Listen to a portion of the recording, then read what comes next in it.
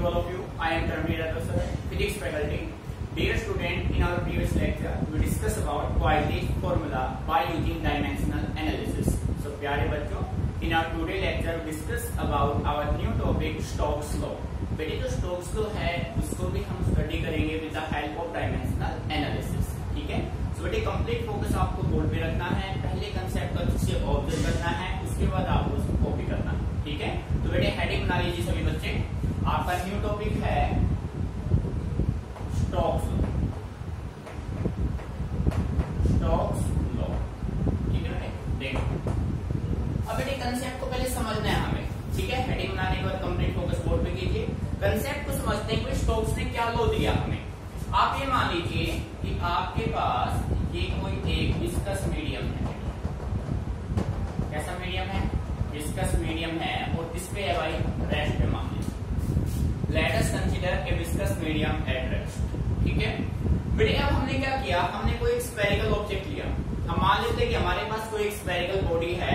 उस spherical body को हमने इस विस्कस मीडियम में जो कि रेस्ट पे है उसमें हमने उसको इमर्स करा दिया कंप्लीटली. ये कंडीशन आपने मेंटेन किया.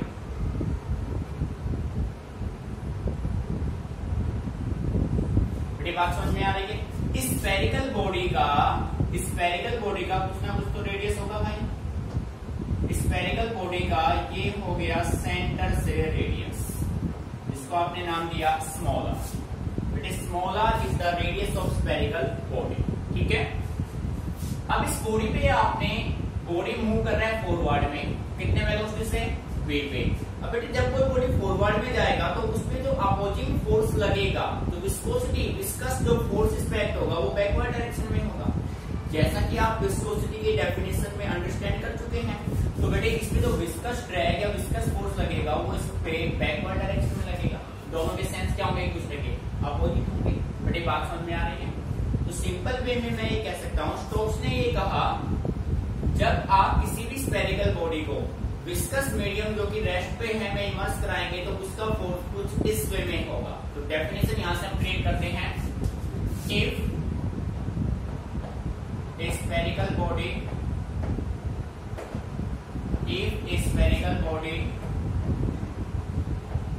of radius r is moving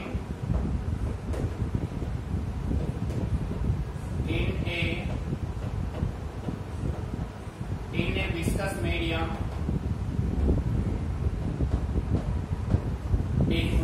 a viscous medium at rest, then the viscous force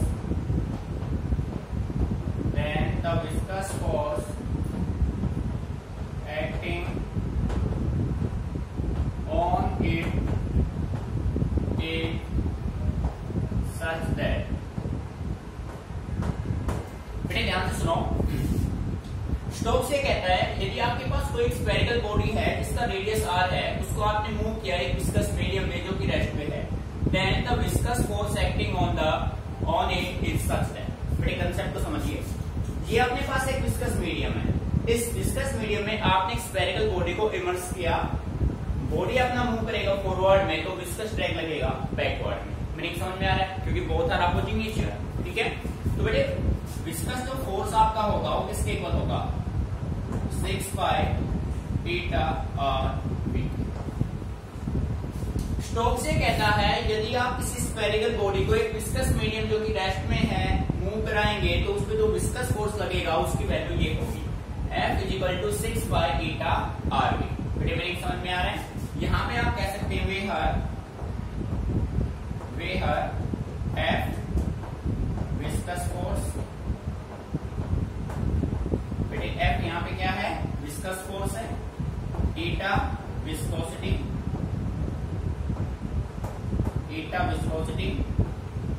और रेडियस ऑफ स्फेरिकल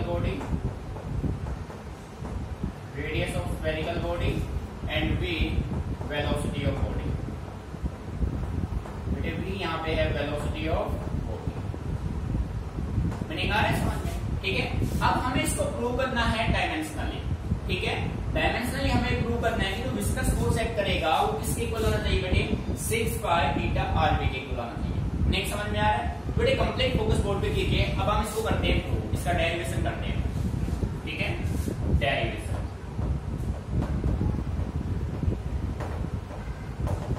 बेटे इसको डेराइव करने के लिए मेरी बात ध्यान से सुनना। हम ऐसा मान लेते हैं कि द विस्कस फोर्स में depend upon viscosity, radius and velocity such that viscous force F directly proportional किसके पे बेटे? थीटा पे, V पे और किस पे? R पे, ठीक है? अब हम क्या करते हैं, जैसे आप इस साइन को रिप्लेस करेंगे यहाँ पे कोई ना कोई क्या आएगा? कांस्टेंट आएगा। बेटे ध्यान से सुनना केयरफुली।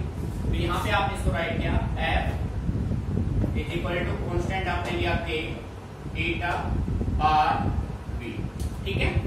बेटे यहाँ तक मीनिंग अच्छे से क्लियर? अब हम क्या करते हैं, अपनी तरफ से इनके डायमेंशंस अज्यूम कर लेते हैं। Let A, B and C be the dimensions of viscosity, radius and velocity। Meaning यहाँ तक क्लियर? ठीक है? तो बेटे इसको अज्यूम कर लीजिए फर्स्ट इक्वेशन। ये आपका हो गया फर्स्ट इक्वेशन, ठीक है?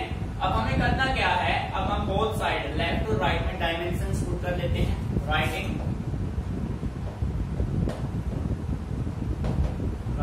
dimensions, writing dimensions on both side, ठीक है? बेटे फोर्स, विस्कस फोर्स, कैसा भी फोर्स हो, फोर्स का डीएफ सेम होता है। फोर्स का डीएफ आपका होगा M1 L1 T माइनस, ठीक है? बेटे ये अपना कांस्टेंट टर्म है, कांस्टेंट का कोई डायमेंशन नहीं होगा। Eta coefficient of viscosity M1 L minus 1 T minus 1 dimension हो गया A, ठीक है? R है रेडियस, ठीक है? यहाँ पे पहले चलेगी V होगा, ये मान रखा ना बेटे? V वेलोसिटी, और वेलोसिटी का डीएफ होता है L1 T माइनस 1 और डायमेंशन T। बेटे R रेडियस ऑफ बॉडी, इसका होगा L1 डायमेंशन C। यहाँ तक मीनिंग क्लियर? बेटे आपने सभी के डायमेंशन फॉर्मूला यहाँ पे पुट किए। फोर्स का M1 L1 T minus 2, coefficient of viscosity का M1 L minus 1 T minus 1, velocity L1 T minus 1 and radius of body L1। बेटे यहाँ तक मीनिंग अच्छे से क्लियर? अब करना क्या है, अब हमें यहाँ पे इंप्लीमेंट करना है प्रिंसिपल ऑफ होमोजेनिटी, ठीक है? Applying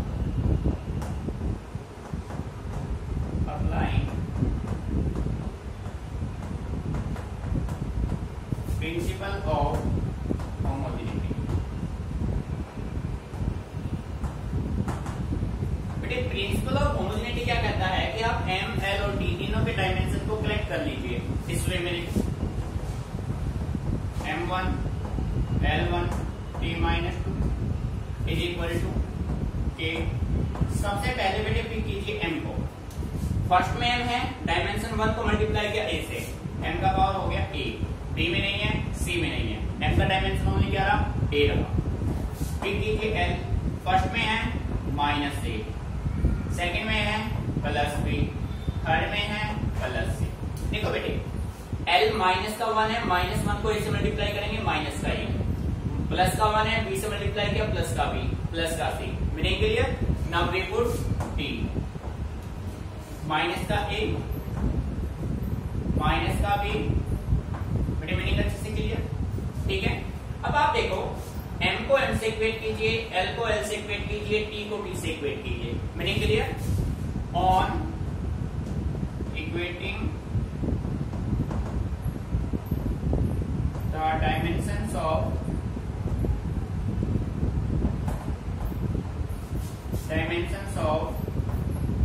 M, L and T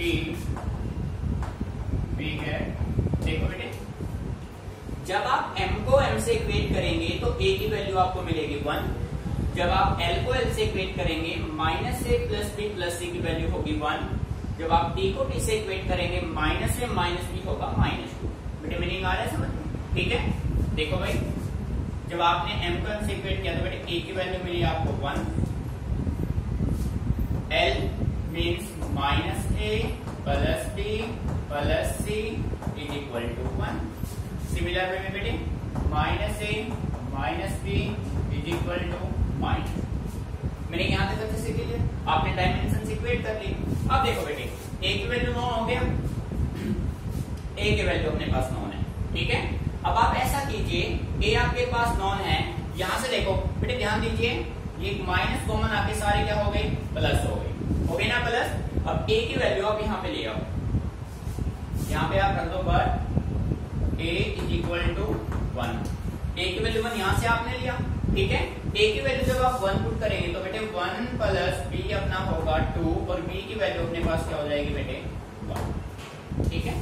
मैंने यहां तक क्लियर, आपके पास ए की 1 है, आपके पास बी की 1 है, तो बेटे ए और बी की वैल्यू यहां पे पुट कर दो, but A is equal to B is equal to 1 यहां पे पुट कर दीजिए। माइनस का 1 प्लस का 1 प्लस का सी इज इक्वल टू 1। बेटे मैंने कहा है समझ में, तो यहां से सी की वैल्यू भी आपके पास क्या हो गई 1 हो गई। डायमेंशन ए बी और सी तीनों डायमेंशंस के वैल्यू फाइंड आउट हो गई। बेटे करना क्या है, ए बी सी तीनों के वैल्यू पुट कर दो इक्वेशन फर्स्ट में, ठीक है। Now put the value of A B and C in equation first में पुट कर दिया भाई। फर्स्ट में पुट करोगे तो बेटे एफ क्या होगा, एफ आपका होगा के ईटा बी एंड आर। बेटे ए की वैल्यू क्या है 1 1 1, बेटे समझ में आ रहा है, ठीक है। सभी की वैल्यू 1 अपने पास आ गई। अब बेटे ए की वैल्यू देखो, डायमेंशनल एनालिसिस का ये लिमिटेशन था कि कांस्टेंट की वैल्यू हमारे पास गिवन नहीं होती है, तो स्टोक ने यहाँ पे कांस्टेंट की वैल्यू क्या पुट की 6 पाई। अब देखो बेटे क्वाइसली ने यहाँ पे कांस्टेंट की वैल्यू पुट की थी पाई बाय ए, स्टोक्स ने यूज किया 6 पाई। अब ये वैल्यू हम अपनी मर्जी से नहीं रख सकते, ये सभी वैल्यू उन्होंने एक्सपेरिमेंटली डिजाइन किए हैं, ठीक है। तो बेटे यहाँ पे जो रिजल्ट अपना बनेगा वो अपना बनेगा F is equal to 6 pi eta are B, this is your required result, ठीक है। बेटे कंसेप्ट को अच्छे से समझना है, फिर भी कोई प्रॉब्लम आपको लगे तो आप डिस्कस कीजिए, ठीक है। Note it down carefully.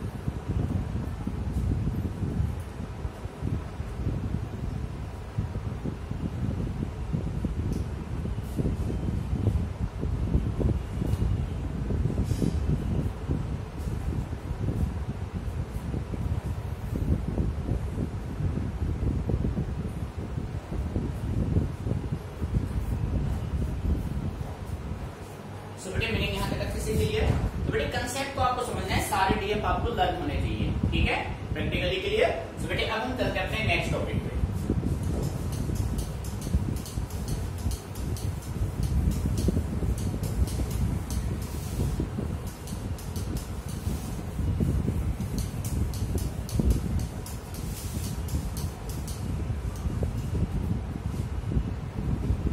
बेटे नेक्स्ट टॉपिक आपका काफी इंपोर्टेंट टॉपिक है, अच्छे से आपको ऑब्जर्व करना है। देखो हेडिंग बना लीजिए। नेक्स्ट टॉपिक आपका है terminal velocity. Terminal velocity symbol भी आपको यहां से फाइंड आउट करना है। देखो टर्मिनल वेलोसिटी होता क्या, सबसे पहले बेसिक इसका हम अंडरस्टैंड करते हैं। बेटे मान लीजिए आपके पास कोई एक विस्कस मीडियम है, ठीक है, ध्यान से सुनना। मान लीजिए अपने पास ये कोई एक विस्कस मीडियम हो,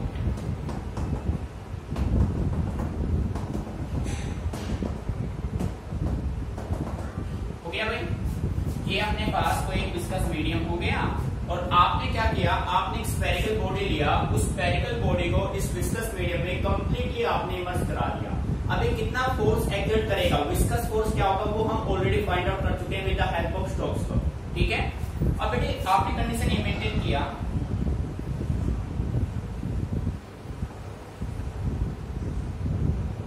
ये अपने पास एक स्फेरिकल बॉडी, कैसा बॉडी है, स्फेरिकल बॉडी है और इस स्फेरिकल बॉडी का ये मान लीजिए सेंटर हो गया और बेटे सेंटर से इसकी जो रेडियस है वो अपना हो गया स्मॉल आर। कितना हो गया, स्मॉल आर। बेटे जब आप प्रैक्टिकली देखो, जब आप किसी भी बॉडी को किसी फ्लूइड में लिक्विड में इमर्स कराते हैं तो बॉडी पहले डाउनवर्ड जाता है, फिर बॉडी अपना अपवर्ड आता है। अपवर्ड क्यों आता है, क्योंकि इस बॉडी पे डाउनवर्ड में हमने फोर्स लगाया तो लिक्विड भी इस बॉडी पे अपवर्ड डायरेक्शन में फोर्स एक्सर्ट करता है, that is said to be buoyant force. अब बॉडी डाउनवर्ड जा रहा है तो बेटे विस्कस फोर्स अपवर्ड में लगेगा, विस्कस फोर्स के साथ साथ एक सेकंड फोर्स और एक्सर्ट होगा, that force is said to be buoyant force. Archimedes का प्रिंसिपल देखा था बेटे, मीनिंग आ रहा है समझ में। तो देखो भाई, सबसे पहले अगर मैं बात करूं इस बॉडी का जो वेट है वो कैसे एक्ट करेगा, weight of the body acting vertically down. Okay भाई, ठीक है। अब इस बॉडी पे जब बॉडी आपका डाउनवर्ड जा रहा है तो इस पे जो विस्कस फोर्स आपका लगेगा बेटे, ये एफ हो गया विस्कस फोर्स, विस्कस फोर्स। भाई जब बॉडी डाउनवर्ड में है तो विस्कस फोर्स कहां लगेगा, अपवर्ड में लगेगा। और सेकेंडली हमने कहा जब हम किसी भी बॉडी को लिक्विड में इमर्स कराते हैं तो उस पे बाइंड फोर्स भी लगता है अपवर्ड डायरेक्शन में। तो बेटे यहाँ पे जो सेकंड फोर्स यहाँ पे एक्ट होने वाला है वो कौन सा है, तो सेकंड फोर्स आप यहाँ पे एक्ट होगा P, और P यहाँ पे कौन सा फोर्स है, बाइंड फोर्स, बाइंड फोर्स। बेटे आ रहा है मीनिंग समझ में। अब देखो ये जो अपने पास स्फेरिकल बॉल है इसका अपना कुछ डेंसिटी होगा, अरे हाँ या ना। तो इस स्फेरिकल बॉडी की डेंसिटी को मैं नाम दे देता हूँ रो। क्या नाम दे दिया, रो। बेटे डायग्राम को अच्छे समझना है। Rho is the density of spherical body, material of spherical body, and sigma is the density of the liquid. बेटे सिग्मा किसका डेंसिटी है, लिक्विड का डेंसिटी। जिस लिक्विड में आपने इस स्फेरिकल ऑब्जेक्ट को इमर्स किया है उस स्फेरिकल ऑब्जेक्ट का जो डेंसिटी है, सॉरी जो स्फेरिकल ऑब्जेक्ट उसका डेंसिटी अपना रो है, और जिस लिक्विड में इमर्स किया है उस लिक्विड का डेंसिटी क्या है, सिग्मा है। मीनिंग समझ में आ रहा है। जैसे मान लो ये अपने पास कोई एक स्फेरिकल बॉडी है तो इस स्फेरिकल बॉडी का वेट एक्ट करेगा वर्टिकली डाउनवर्ड, तो विस्कस फोर्स लगेगा अपवर्ड। विस्कस फोर्स के साथ साथ एक सेकंड फोर्स और लगेगा और वो सेकंड फोर्स होगा बाइंड फोर्स। ठीक है बेटे, इस बॉडी का डेंसिटी हो गया रो और इस लिक्विड का डेंसिटी हो गया सिग्मा। मैंने यहां तक अच्छे से क्लियर। तो बेटे अब बात करते हैं definition of terminal velocity. Terminal velocity है क्या, सिंपल वे में मैं ये कह सकता हूं it is the constant, it is the constant velocity of a body falling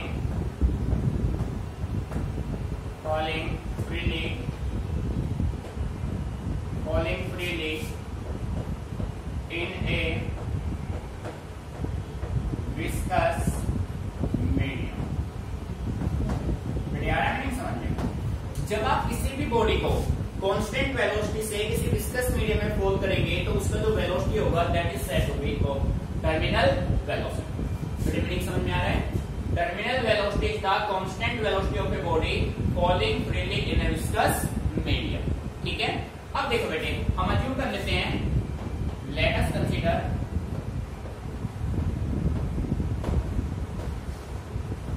spherical body,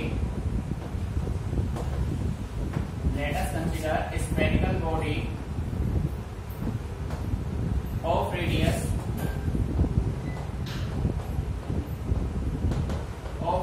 r। इसका रेडियस क्या है बेटे, r, is falling in a viscous medium, in a viscous medium of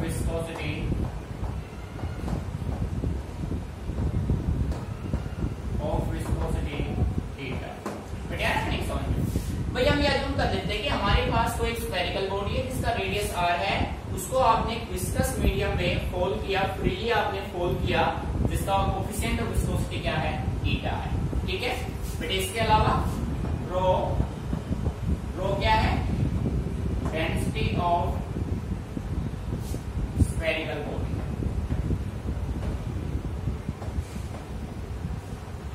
बेटे स्फेरिकल बॉडी है ना, spherical body का density क्या है, रो है आपका। ठीक है, सिमिलर वे में sigma density of liquid,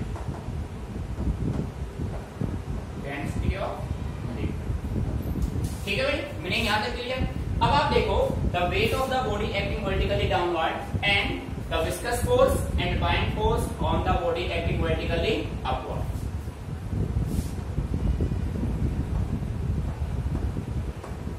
The weight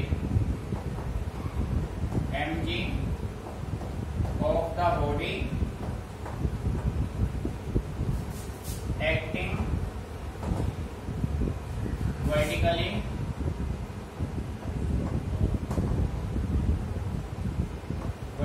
downward and the viscous force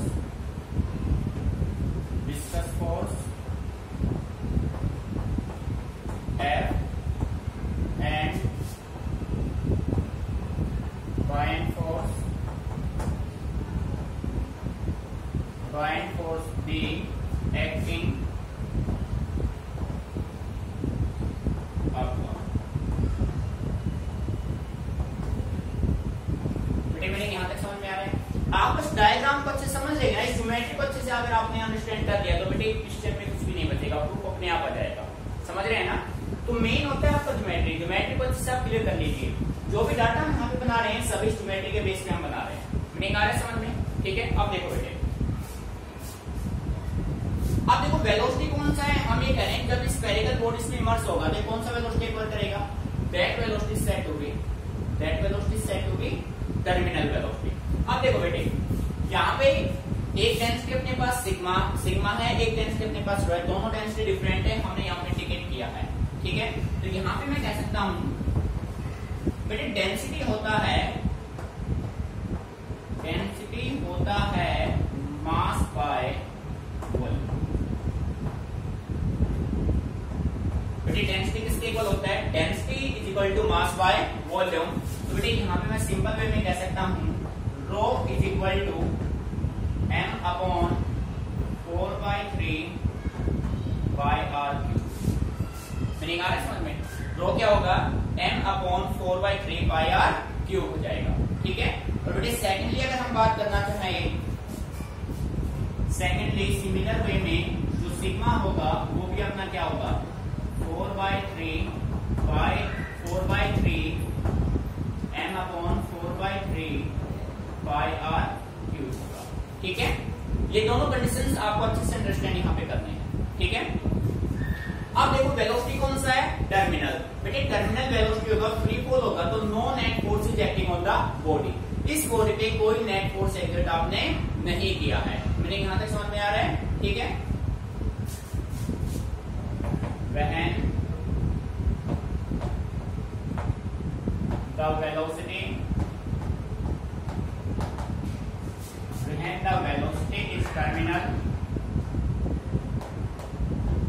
बेटे terminal means constant, then the velocity constant है, then the net force on the body is 0। Body में जो नेट फोर्स होगा वो क्या होगा, 0। It means आप ये कह सकते हैं नेट अपवर्ड फोर्स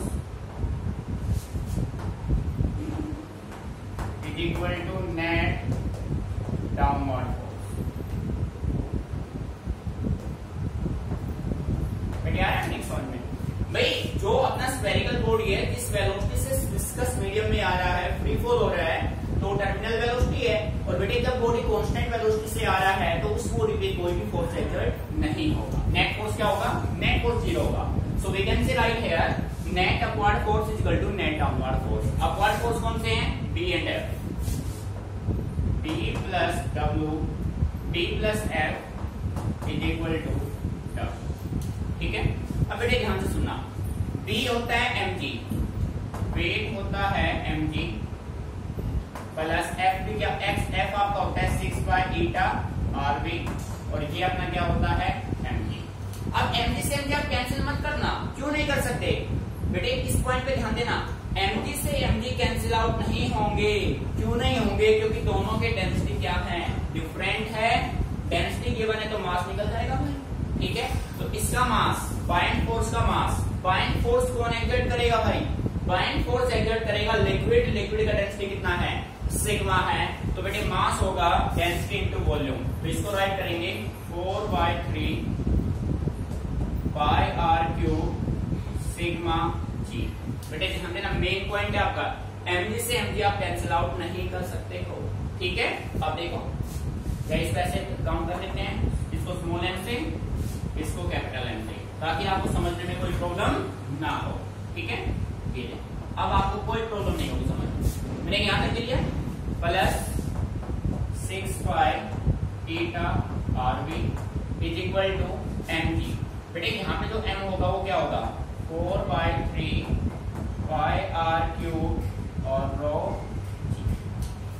बेटे एक बार फिर क्लियर कर देता हूँ, mg से mg कैंसिल आउट क्यों नहीं होंगे? क्योंकि ये जो बाइंड फोर्स है ये किसके इक्वल है? Weight of the liquid displace, और लिक्विड का डेंसिटी क्या है? सिग्मा है।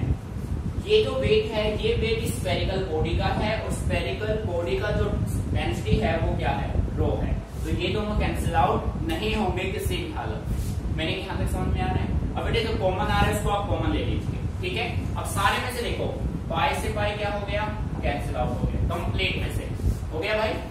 इसको आप ऐसे राइट कीजिए 6 eta R B. 6 eta R B बेटे क्या हो जाएगा? 4/3, 4/3 ये कॉमन आ गया। ठीक है, और बेटे हो जाएगा रो माइनस सिग्मा। देखो ये 4/3, ठीक है, 4/3 ये किस साइड गया? बेटे मैं एक्स्ट्रा बना देता हूँ, यहाँ पे देखो कंफ्यूजन ना हो आपको। यहाँ पे आप इसको ऐसे देखो 4/3 r cube row ji.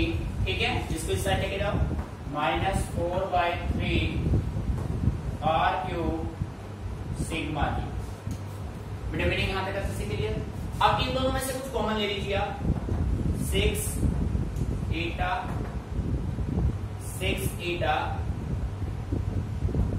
R B is equal to 4/3 r cube rho minus sigma into में क्या है बेटे?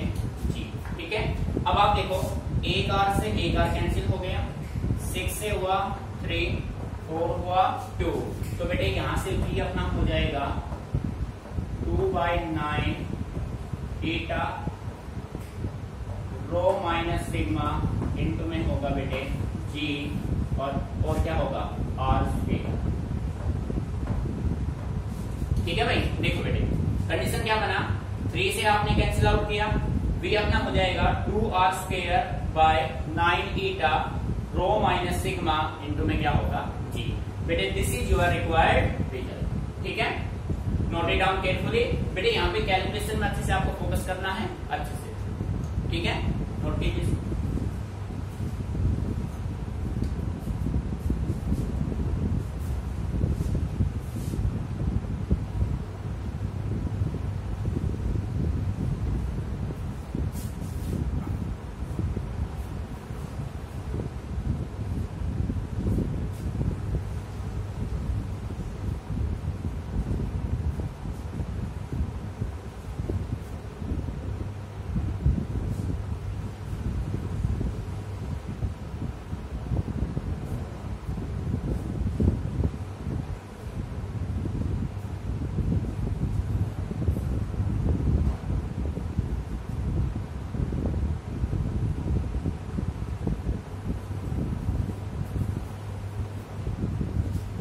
प्यारे बच्चों, इस फॉर्मूला के बेस पे हम सिंपल वे में कह सकते हैं बेटे जो टर्मिनल वेलोसिटी है ना वो डायरेक्टली प्रोपोर्शनल है आर स्क्वायर के, और इनवर्सली प्रोपोर्शनल है विस्कोसिटी के।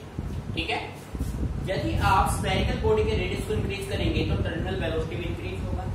यदि आप कोफिशिएंट ऑफ विस्कोसिटी को इंक्रीज करेंगे तो टर्मिनल वेलोसिटी क्या होगा, डिक्रीज होगा। ठीक है, तो बेटे कंसेप्ट अच्छे समझना है, फॉर्मूला आपको लर्न करना है आपको न्यूमेरिकल्स। ठीक है, तो इसके बाद हम करेंगे इनके न्यूमेरिकल्स। कंसेप्ट को अच्छे समझ लेना है, जो भी डेरिवेशन है अच्छे से इनको प्रैक्टिस करना है। फिर भी किसी डायरेक्शन में कोई प्रॉब्लम आए तो आप वीडियो को 2 टाइम्स कम से कम देखिए, और उसके बाद भी प्रॉब्लम आती है तो आप उसको मेरे साथ शेयर कीजिए। ठीक है, तो बेटा वीडियो कंप्लीट देखा करो।